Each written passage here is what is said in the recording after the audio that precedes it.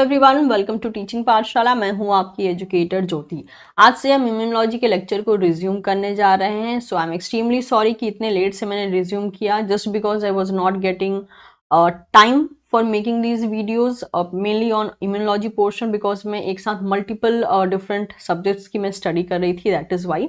But anyways आज से जो है हमने ये स्टार्ट कर दिया है और इसके बाद का जो लेक्चर है उसमें हम कंटिन्यू करने वाले हैं आइसोटाइप, एलोटाइप एंड इडियोटाइप के बारे में। आज का जो लेक्चर होगा उसमें हम स्पेसिफिकली कवर करेंगे आइसोटाइप के बारे में, और जो हमारा नेक्स्ट वीडियो होगा उसमें हम कंटिन्यू करेंगे with allotype as well as इडियोटाइप।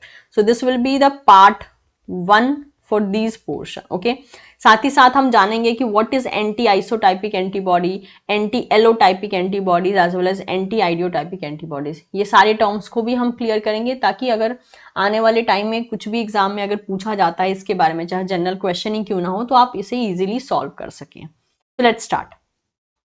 इसके अलावा ये लेक्चर उन सभी स्टूडेंट्स के लिए बहुत यूजफुल होगा जो कि बीएससी में है, एमएससी में है, या फिर किसी भी टाइप के कॉम्पिटिटिव एग्जाम की तैयारी कर रहे हैं जिसमें कि आपसे इम्यूनोलॉजी का पोर्शन पूछा जाता है। So let's proceed. तो जैसे कि हमने लास्ट वीडियो में डिस्कस किया था about the antibodies, type of antibodies, different type of antibodies की property, function as well as इसका स्ट्रक्चर क्या होता है। एक बहुत ही छोटे तरीके से जो मैं इसको ब्रीफ कर देती हूँ, क्योंकि हम वापस से एंटीबॉडीज के स्ट्रक्चर को लेके ही इन तीनों टर्म को समझने वाले हैं। हमने देखा कि एंटीबॉडी का जो स्ट्रक्चर है इसमें वेरिएबल रीजन होता है, कांस्टेंट रीजन होता है, साथ ही साथ हैवी चेन होता है, लाइट चेन होता है। आप देख सकते हैं ये जो डार्क ब्लू में है that is a heavy chain, as well as जो लाइट कलर में है this is a light chain. Okay, light chain में भी आप देख सकते हैं कि V का मतलब होता है वेरिएबल एरिया, C का मतलब होता है constant region. Again heavy chain में भी आप देख सकते हैं ये है वेरिएबल रीजन, ये है कांस्टेंट रीजन, कांस्टेंट रीजन यहां तक कंटिन्यू हो रहा है। और ये जो पॉलीपेप्टाइड्स होते हैं ये N to C terminal run करते हैं। जनरली देखा जाए तो हैवी चेन आपको टोटल यहां पर 5 टाइप के मिल सकते हैं, mu, gamma, alpha, delta, epsilon. और लाइट चेन जो है आपके पास kappa as well as delta हो सकते हैं। तो हैवी चेन का जो ये सिंबल है उसी के बेसिस पे हमने एंटीबॉडीज को नाम दिया है, जैसे कि GAMED, IgG, IgA, IgM, IgE, IgD। और लाइट चेन के मामले में it can be a kappa as well as it may be a lambda. तो हमने जो है ये एक बेसिक पोर्शन देख लिया रिगार्डिंग द एंटीबॉडी, ऑल्दो हमने इसे पहले भी पढ़ा था, बट वापस से जो है हमने एक छोटे तरीके से रिवाइज कर लिया। चलिए अब समझने की कोशिश करते हैं हमारा पहला term that is isotype. What is isotype? तो डेफिनेशन वाइज चलेंगे, साथ ही साथ डायग्राम की मदद से उसको समझने की भी कोशिश करेंगे। तो आइसोटाइप क्या होता है? आपने ध्यान दिया होगा हम कहते हैं एंटीबॉडी के टाइप, जैसे कि मैंने आपको कहा एंटीबॉडी के जो है ये 5 टाइप होते हैं, GAMED। मैंने ये बात किस बेसिस पे कही? मैंने ये बात हैवी चेन के बेसिस पे कही, राइट? क्यों? क्योंकि G4 देखिए, G4 हो गया आपका गामा, A4 हो गया अल्फा, M4 हो गया आपके पास म्यू, E4 हो गया एप्सिलॉन, D4 हो गया डेल्टा। इसके बेसिस पे जो है मैंने इनको नाम दिया, यानी मैंने हैवी चेन के बेसिस पे नाम दिया। और मैंने क्या कहा कि मैं आपको एंटीबॉडी के टाइप्स बता रही हूं।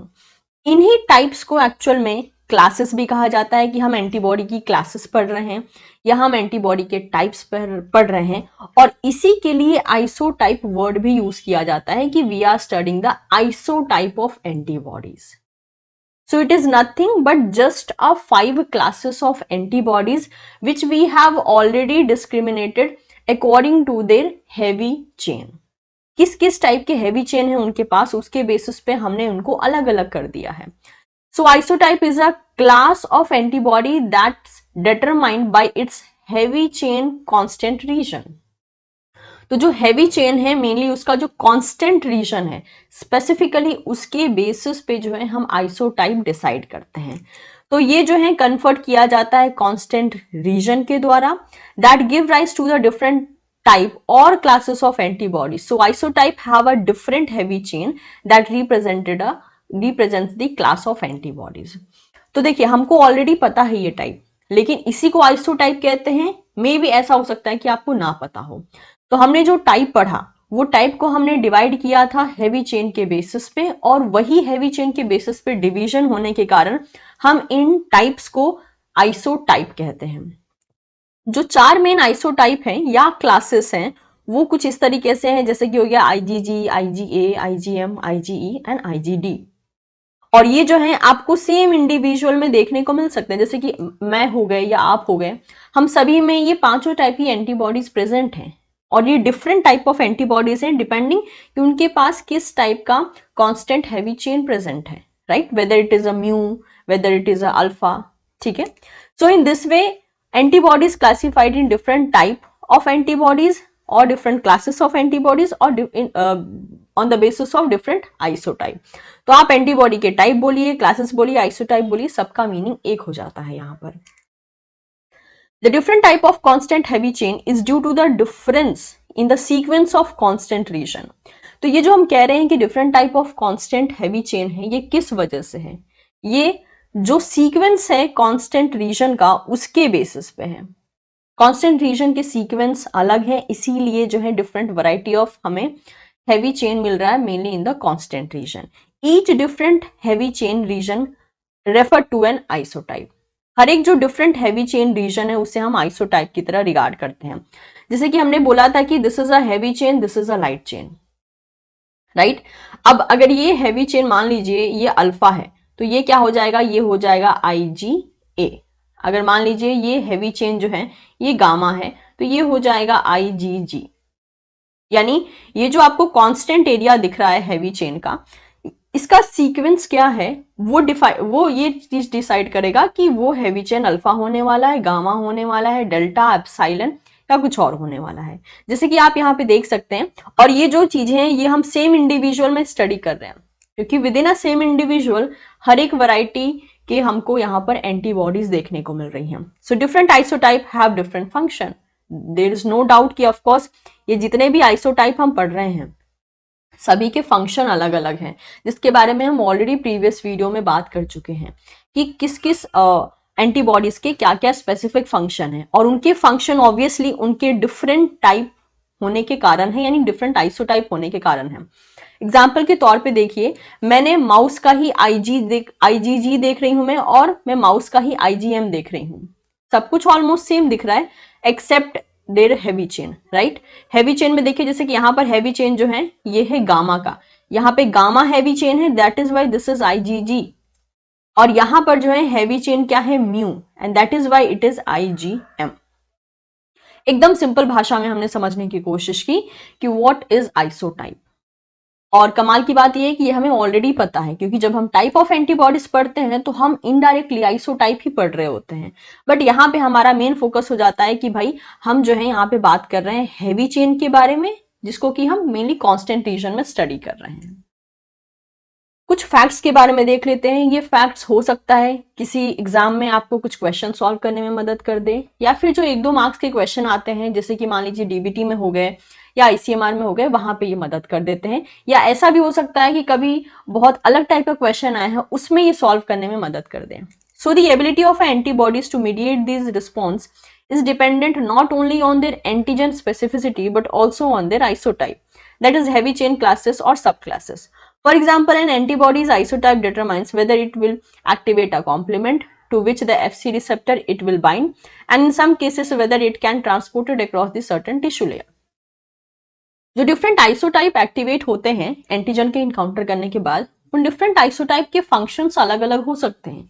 जैसे कि हो सकता है कि जो आइसोटाइप एक्टिवेट हुआ है वो कॉम्प्लीमेंट एक्टिवेशन करवा दे, या फिर वो ट्रांसपोर्ट होके किसी अलग से टिश्यू लेयर में पहुंच जाए, या उस टिश्यू लेयर को वो क्रॉस करे उसके बाद फंक्शन करे।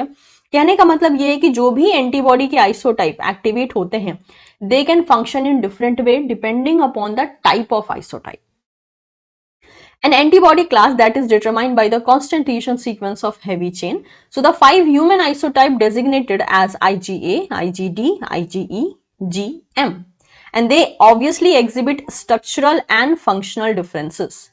सभी ये जो टाइप हमने पढ़े इनमें स्ट्रक्चरल डिफरेंसेस भी हैं as well as functional differences भी है। इनके स्ट्रक्चर्स भी अलग हैं, इनके फंक्शंस भी अलग अलग हमें देखने को मिलेंगे in very different areas. So also refer to the set of isotype determinants that is carried by all member of species. One of the 5 major kind of heavy chain in the antibody molecule are alpha, gamma, delta, epsilon and mu. तो ये जो इतने type हमको देखने को मिल रहे हैं, these are the type of heavy chain. तो अगर मैं बहुत शॉर्ट तरीके से बोलूं तो कॉन्सेंट्रेशन के जो हैवी चेन्स होते हैं उसके बेसिस पे जब हम एंटीबॉडीज के टाइप को स्टडी करते हैं, उनके स्ट्रक्चर को, उनके फंक्शंस को स्टडी करते हैं, तो हैवी चेन के बेसिस पे जो स्टडी कर रहे हैं उसी को हम आइसोटाइप कहते हैं एंटीबॉडीज का। या फिर सिंपल भाषा में कहूं, the type of antibodies which is present and we are discriminating those on the basis of concentration of mainly heavy chain, that is termed as a isotype. अब यहां पे एक वर्ड आता है isotype switching. Although I will be trying कि isotype switching को आने वाली वीडियो में थोड़ा डिटेल में कवर किया जाए, बट यहाँ पे हम छोटे तरीके से पढ़ लेते हैं क्योंकि आइसोटाइप स्विचिंग को हम आगे यूज करेंगे कुछ और पोर्शन को समझने के लिए। आइसोटाइप स्विचिंग क्या होता है? देखिए, आइसोटाइप यानी सीधी सी बात है, टाइप की बात कर रहे हैं, स्विच कर रहे हैं यानी किसी चीज में बदलाव कर रहे हैं। So the conversion of one antibody class यानी एक आइसोटाइप से दूसरे आइसोटाइप में चेंज होना, that is what the class switching. So conversion of one antibody class to the another resulting from the genetic rearrangement of what? Obviously of heavy chain constant region gene in B cell and it is also called the class switching. देखिए हमने क्या कहा, हम कह रहे हैं कि हम आइसोटाइप स्विच कर रहे हैं। तो हो सकता है कि पहले आइसोटाइप जो है ए हो, ए से जो है हम म्यू में जाना चाह रहे हो, राइट, यानी एम में जाना चाह रहे हो। This is just a hypothetical example. तो अगर मैं एक क्लास से एम में जाऊंगी तो ऑब्वियसली मैं आइसोटाइप को स्विच कर रही हूं, बदल रही हूं। और ये जो बदलाव होता है वो किस वजह से हो सकता है? इसके लिए जेनेटिक रीअरेंजमेंट करना होगा, यानी जीन लेवल पे कुछ चेंजेस किए जाएंगे। किस में? ऑब्वियसली हैवी चेन में। क्यों? Because heavy chain he isotype को डिटरमाइन करेगा। तो हैवी चेन जो है कांस्टेंट रीजन का, वही आइसोटाइप को डिटरमाइन करेगा। इसलिए जब आइसोटाइप की स्विचिंग होगी तो ऑब्वियसली वहां पर हमें हैवी चेन के अंदर जेनेटिक रीअरेंजमेंट्स देखने को मिलेंगे, mainly for the constant reason, not for a variable region. ठीक है, ध्यान रखिएगा, हम हैवी चेन के कांस्टेंट रीजन के बारे में बात कर रहे हैं। मैं बार बार इसलिए रिपीट कर रही हूं ये बात ताकि आप इसको वेरिएबल से कंफ्यूज ना करें। We are very very specific for the heavy chain constant region of antibody and that is obviously determining the isotype. अब एक टर्म आता है anti isotypic antibody. What is that? Anti isotypic antibodies क्या होती हैं? सी, all member of species carry the same constant region gene including the multiple allele. So when an antibody from one species is injected into the another species, ठीक है, same species की बात करें तो सभी के पास ऑब्वियसली सेम टाइप के isotype पाए जाएंगे। ठीक है, और अगर हमको आइसोटाइप के अगेंस्ट में एंटीबॉडी प्रोड्यूस करवानी है तो हमें इंटरस्पेसिफिक चीजों को, इंटरस्पेसिफिक जो एक्सपेरिमेंट है उसे करना पड़ेगा। सपोज कर लीजिए कि अगर मुझे ह्यूमन में पाया जाने वाला जो आइसोटाइप है, ठीक है, अगर मैं उसको इंजेक्ट करती हूं लेट्स सपोज रैबिट में, तो तब रैबिट में जो है मुझे क्या मिल सकता है? मुझे एंटी आइसोटाइपिक एंटीबॉडीज मिल सकती हैं। तो एंटी आइसोटाइपिक एंटीबॉडीज का मतलब क्या हो गया कि जिस आइसोटाइप को आप एक स्पीसीज से दूसरे अनदर स्पीसीज में इंजेक्ट कर रहे हैं, तो आपने एक आइसोटाइप को इंजेक्ट किया। Isotype is what? Isotype is antibody. तो आपने एक स्पीसीज से एक टाइप का एंटीबॉडी लेके दूसरे स्पीसीज में जब आपने इंजेक्ट किया तो उस स्पीसीज में उस इंजेक्टेड एंटीबॉडीज के अगेंस्ट में एंटीबॉडीज बनेंगी, क्योंकि जो आइसोटाइप आप इंजेक्ट कर रहे हो वो as a foreign material treat होगा। किसके लिए? रेसिपिएंट के लिए। ठीक है, तो आपने क्या किया? ह्यूमन से आइसोटाइप लिया, लेट्स सपोज ए हमने लिया और रैबिट में डाल दिया। ये था, ह्यूमन था डोनर, ह्यूमन ले लीजिए या फिर आप माउस ले सकते हैं, आपकी मर्जी है। ये था डोनर, राइट। अब आपने ए यहां से जो है आइसोटाइप ए लिया और आपने रैबिट में इंजेक्ट कर दिया। रैबिट के लिए ये जो आइसोटाइप ए है ये फॉरेन मटेरियल की तरह काम करेगा, क्योंकि ये हमने डिफरेंट स्पीसीज की बात की है। एंड दैट इज वाई क्या होगा कि रैबिट की बॉडी में इस आइसोटाइप के अगेंस्ट में एंटीबॉडीज प्रोड्यूस होंगी, और उन एंटीबॉडीज को हम बोलेंगे anti isotypic antibodies. I hope ये जो वर्ड है एंटी आइसोटाइपिक एंटीबॉडी ये आपको क्लियर हो गया होगा। सो all member of the species carry the same constant region. सारे के सारे मेंबर जो होते हैं सेम स्पीसीज के, उन सभी के पास सेम कांस्टेंट रीजन होता है, ठीक है।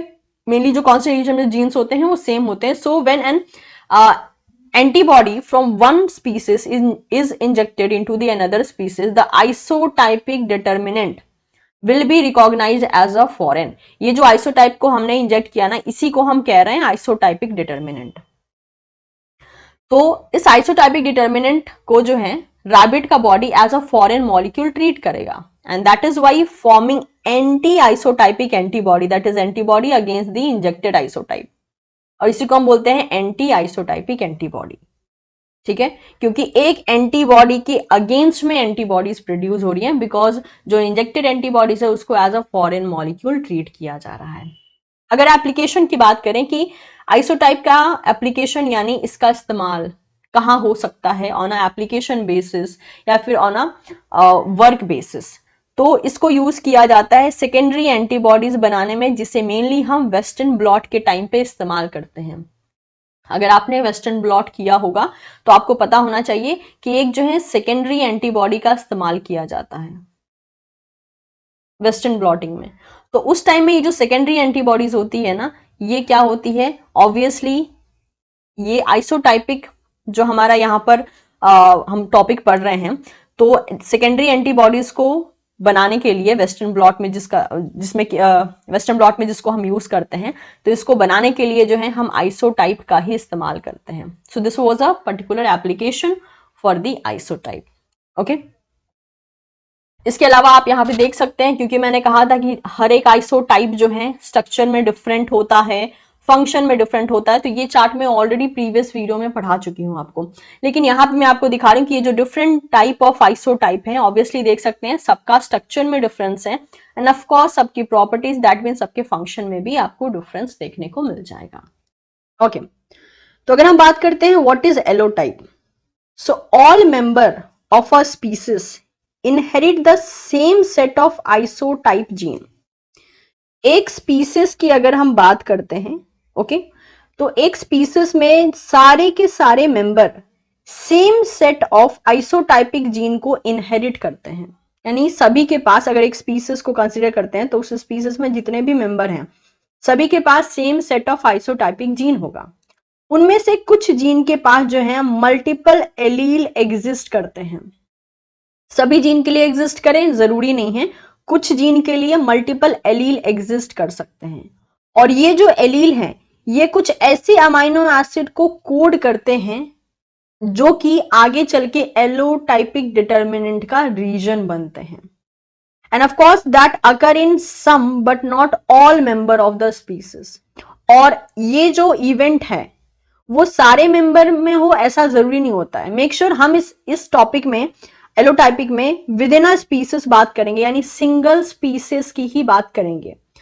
आइसोटाइप में हमने दो स्पीसीज के बैरियर को क्रॉस किया, हमने माउस का आइसोटाइप को हमने रैबिट की बॉडी में इंजेक्ट किया था, बट यहाँ पे हम नहीं करेंगे, हम यहाँ पे with in a species study करेंगे, क्योंकि विद इन अ स्पीसीज ही हमें एलोटाइप डिटर्मिनेंट देखने को मिल जाता है। तो इस बात का बहुत अच्छे से आपको ध्यान रखना है।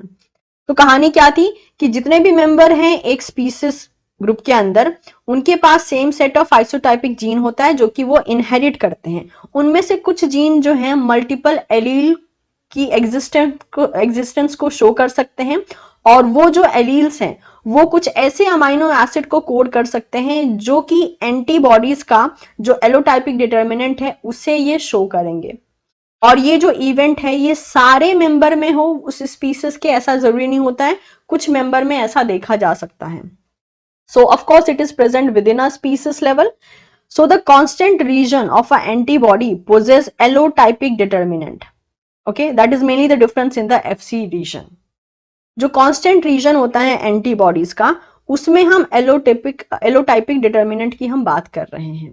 देखिए हम आइसोटाइप में सिर्फ हम फोकस कर रहे थे हैवी चेन का कांस्टेंट रीजन का, स्पेशली हैवी चेन पे फोकस कर रहे थे कि किस टाइप का है, weather it is alpha, gamma, epsilon, delta कैसा है।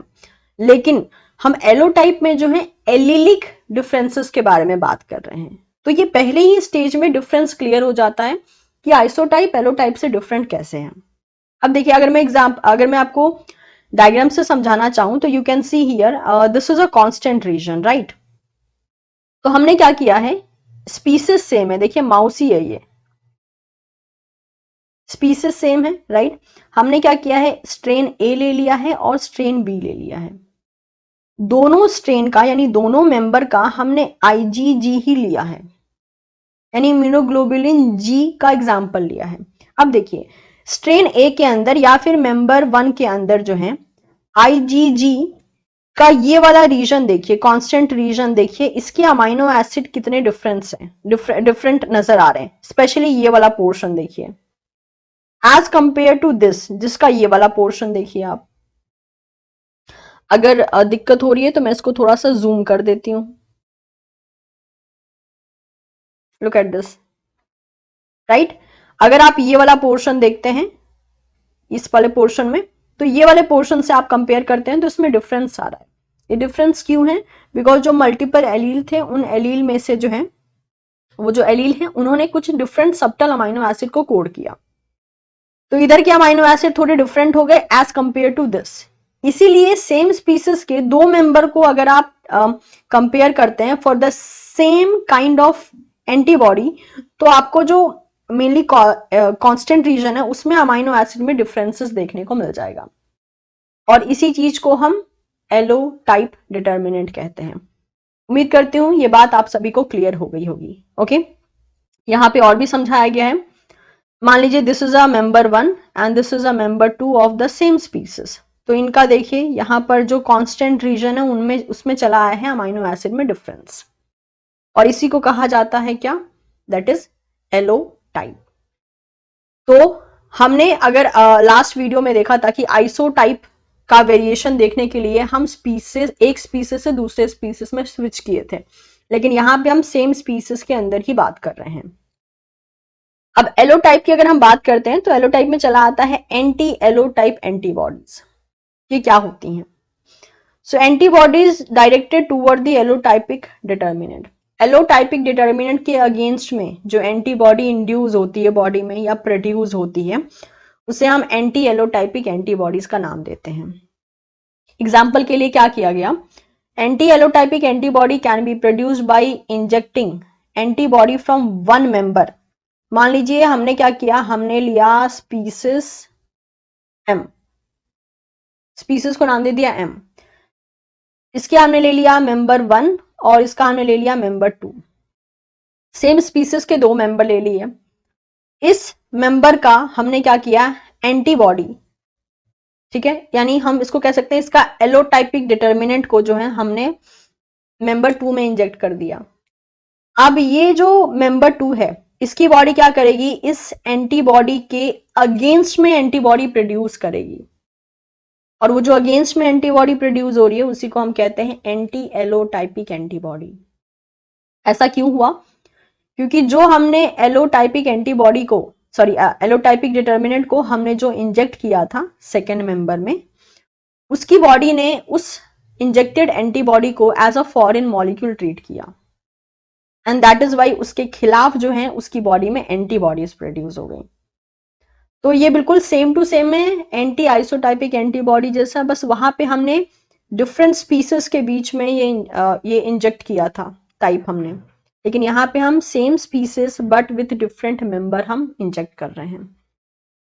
सो that is what mention anti allotypic antibody can be produced by injecting antibodies from one member of a species into the another member of same species who carry the different allotypic determinant।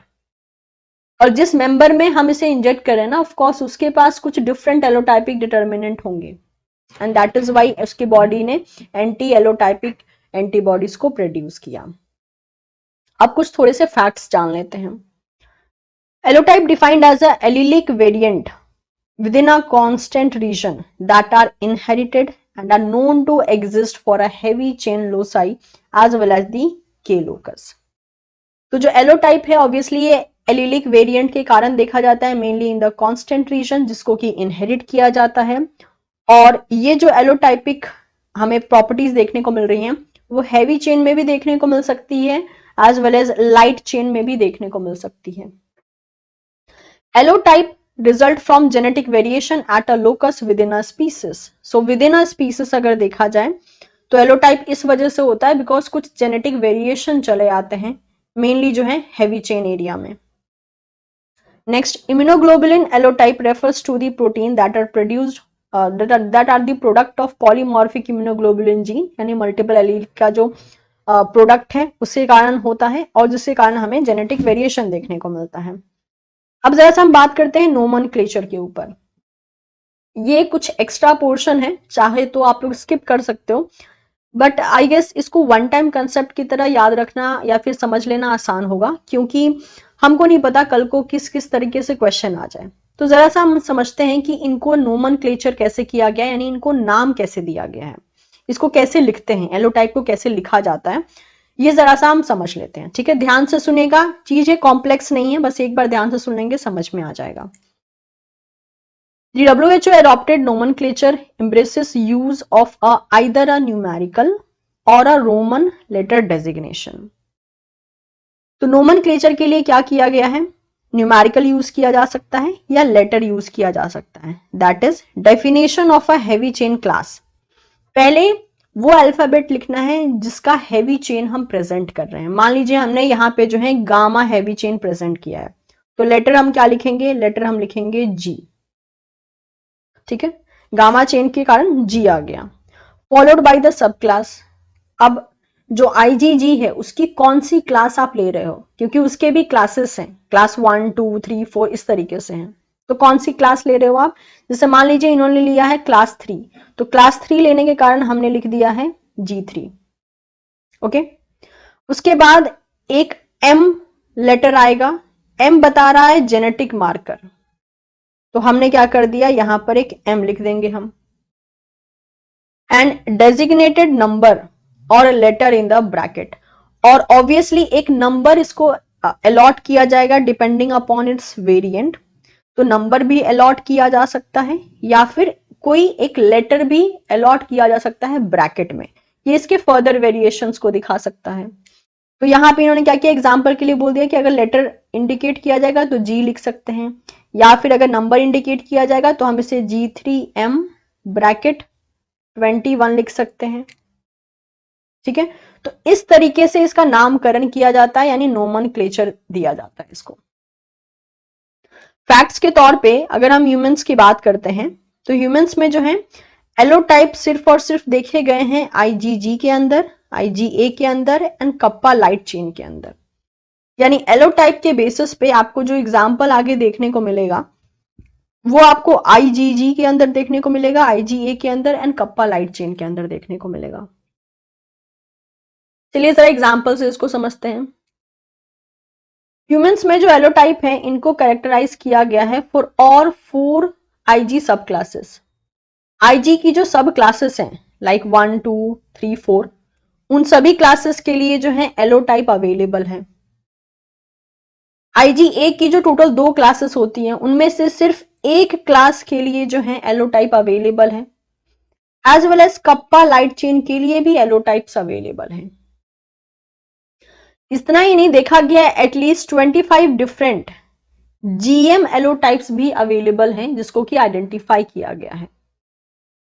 तो मान लीजिए जैसे कि हमने कहा था यहाँ पे टोटल 4 आईजी सब क्लासेस के लिए एलोटाइप अवेलेबल है, तो उसको हम कैसे लिख सकते हैं, देखिए G1 फॉर द क्लास यानी class 1, M for the marker और ये नंबर जो कि इनको अलॉट किया गया है, तो ये हो गया G1M1। फिर ये हो गया क्लास 2 के लिए G2M23, फिर हो गया ये G3 क्लास 3 के लिए G3M11 एंड ये हो गया क्लास 4 के लिए दैट इज G4M4A। तो ये वाली जो लेटर है ऑब्वियसली आपको दिखाया गया था अभी कि ये अलॉट किए जाते हैं, it may be a letter, it may be a number. तो ये किसके लिए हो गया, ये हो गया for all 4 IG sub classes. अब हमने कहा था कि IgA के 2 क्लासेस हैं, उनमें से एक सब क्लास, सॉरी IgA के 2 सब क्लासेस हैं, उनमें से एक सब क्लास के लिए एलोटाइप अवेलेबल है। तो of the 2 IgA subclass only the IgA2 subclass have a allotype। तो IgA2 जो सबक्लास होता है सिर्फ उसी के एलोटाइप हैं जो कि हैं A2M1 एंड A2MB, क्योंकि क्लास 2 के लिए ही अवेलेबल है, इसलिए 2 is common in both the cases.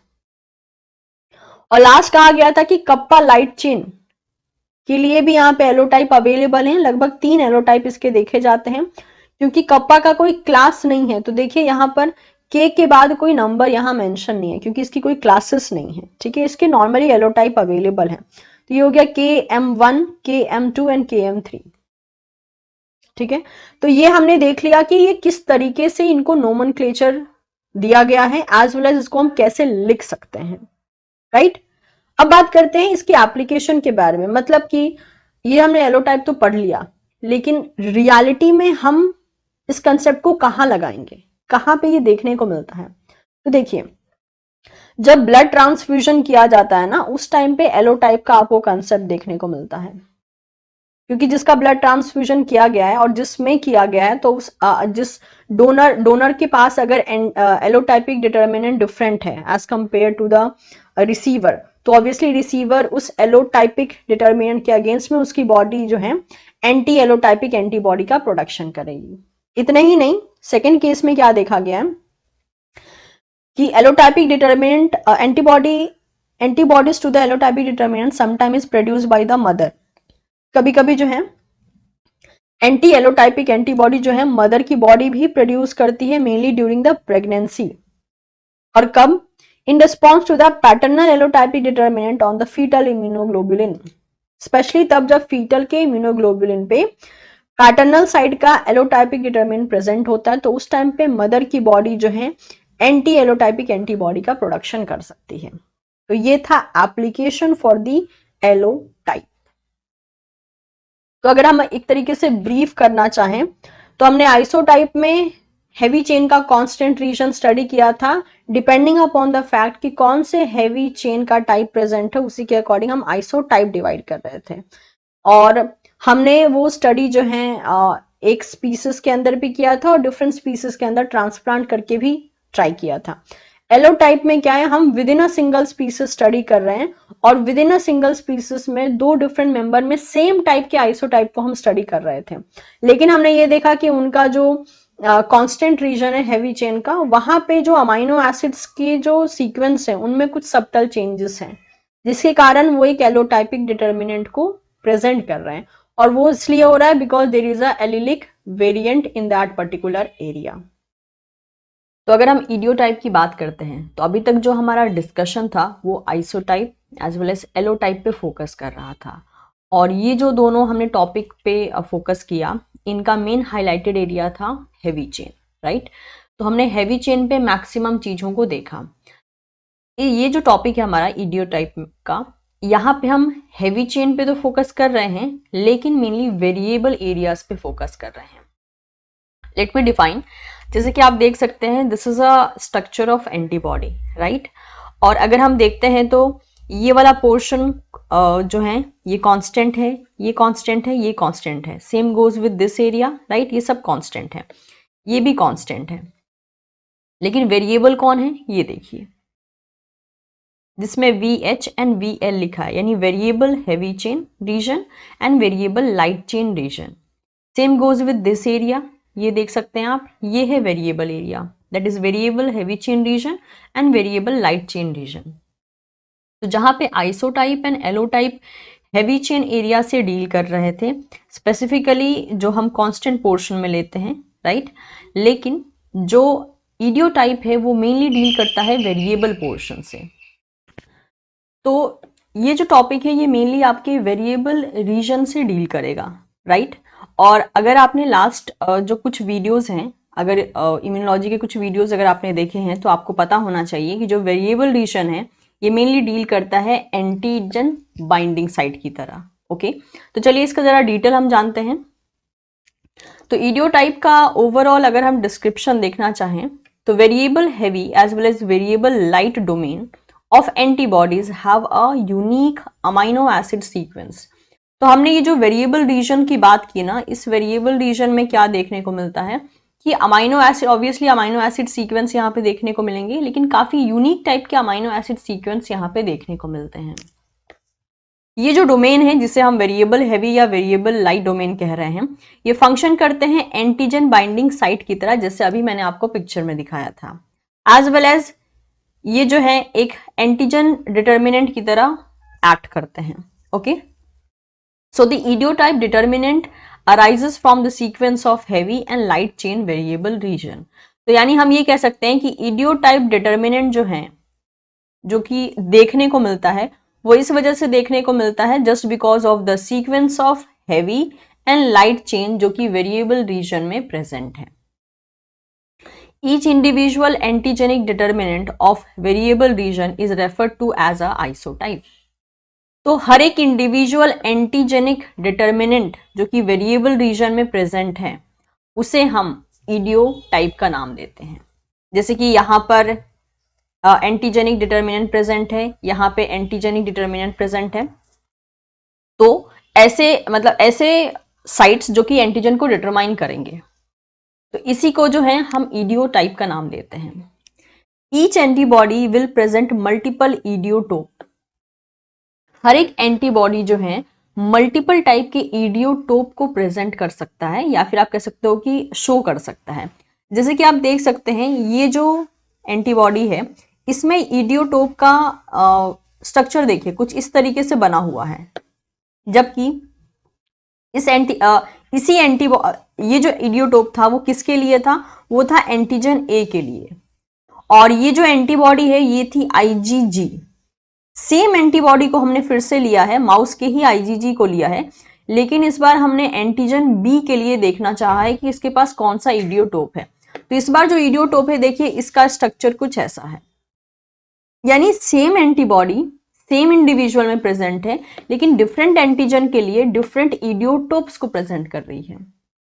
इसीलिए बोला है कि हर एक एंटीबॉडी के पास जो है मल्टीपल इडियोटोप प्रेजेंट है। जैसे इस एग्जांपल के अकॉर्डिंग जो IgG1 है उसके पास जो है, फिलहाल में जो हमें यहाँ पे एग्जांपल दिख रहा है, उसके पास दो टाइप के इडियोटोप हैं, एक एंटीजन ए के लिए और एक एंटीजन बी के लिए।